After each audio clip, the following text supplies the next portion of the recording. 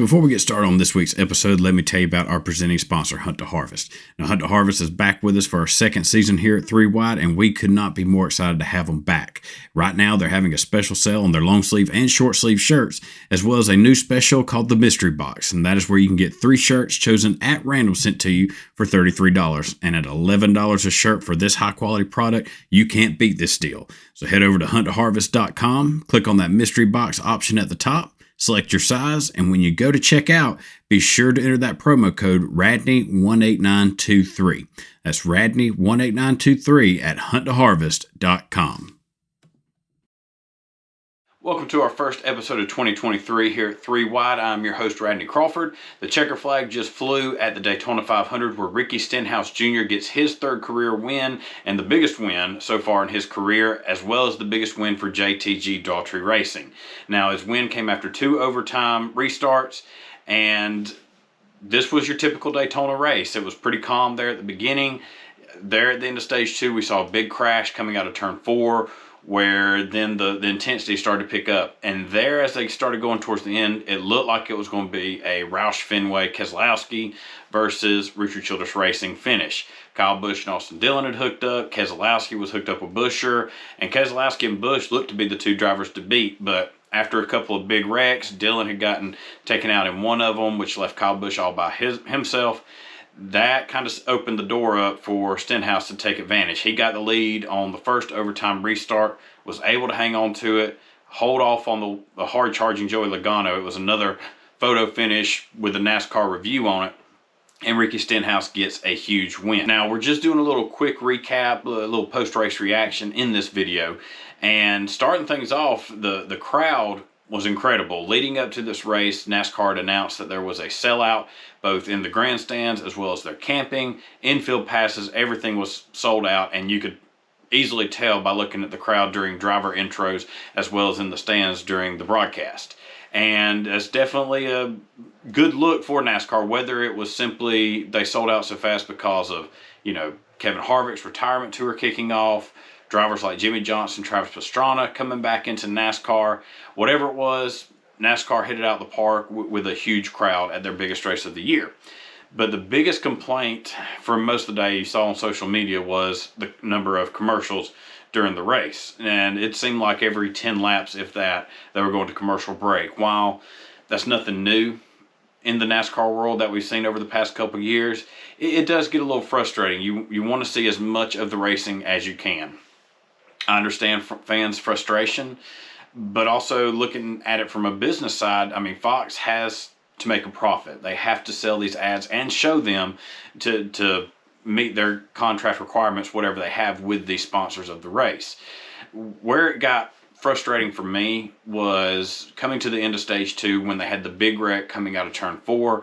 NASCAR was in a commercial break in a side-by-side where you had one screen showing the action, one screen showing the ads.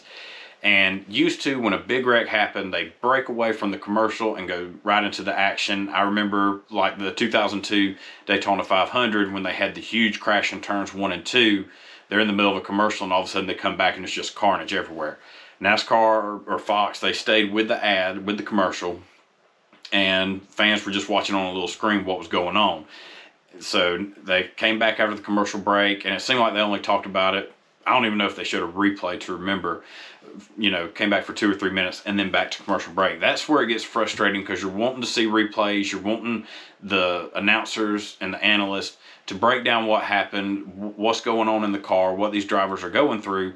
But it seemed like it was just quick breaks. You weren't getting a whole lot of the action on the track. So the big question going forward, because this is going to be how it is with Fox, at least Fox through the first half of the year. Again, I understand they have to do these ads. This is how they make a profit. And it's the same when NBC comes on board. These TV companies, they have to show the sponsors. But what will it mean going forward? As you know, NASCAR is getting ready to do a new TV deal. There's rumors of them looking at wanting to go to streaming companies, whether that's Amazon, Hulu, whatever the case may be. Will we see less ads in that time? It's really unknown. I don't know if there will be any major changes if they do go to a streaming service. It'll be wait and see. But right now, you might as well get used to it. That's just the way it is in today's world with sponsors and the TV market. And we'll probably dive more into that on this week's podcast. Like I said, just wanted to lightly touch on some of the top topics from the race. Also, we had drivers making some pretty impressive debuts in the Cup Series. Travis Pastrana, who was announced earlier in the off-season, earlier this year actually, that he will be driving in the 67 car for 2311 Racing in the Daytona 500, sponsored by Black Rifle Coffee, and had a solid week. He qualified on time in qualifying, did not have to worry about where he finished in the duels. He could just go out there and get as much experience as he could in that race and practice in the draft.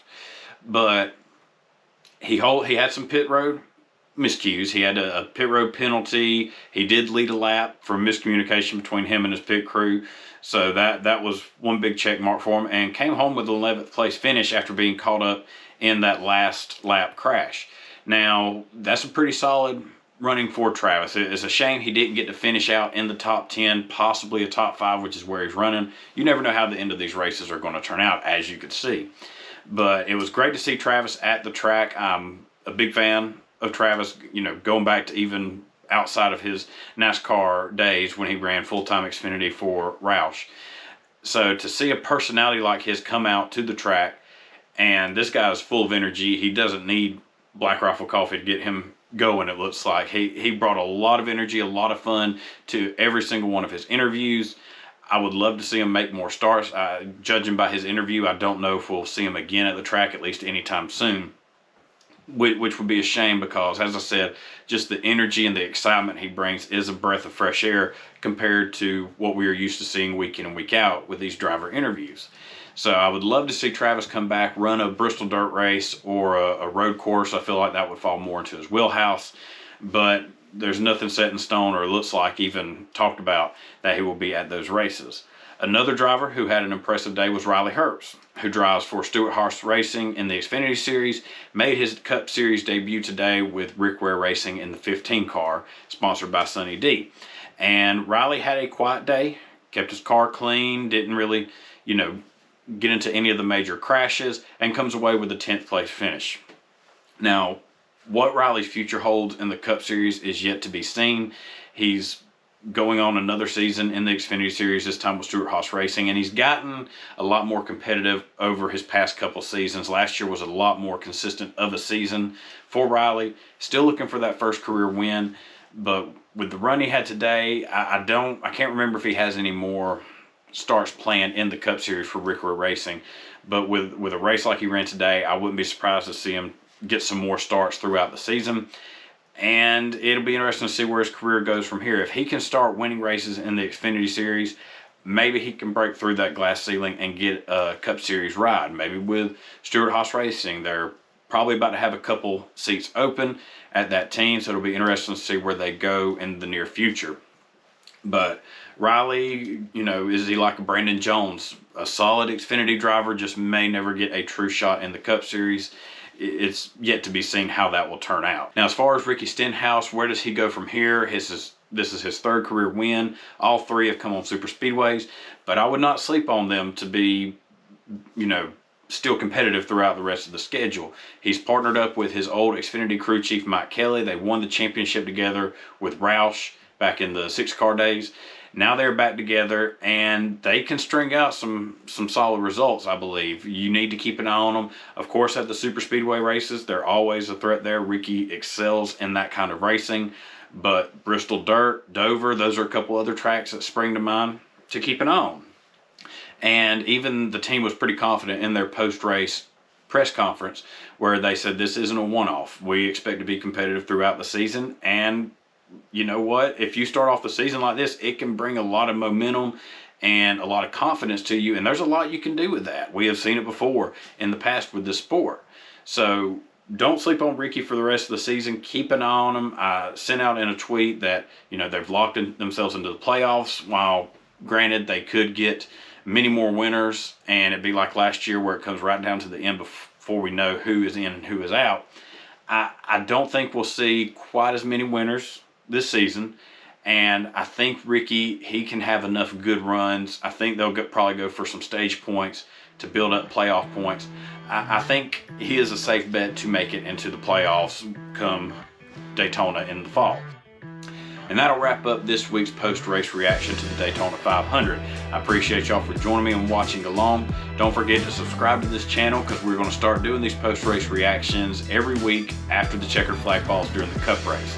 And if you want more in-depth conversation on the race action from the Truck, Xfinity, and Cup Series, be sure to follow that link in my description and at the end of this video, anchor.fm/3wide3.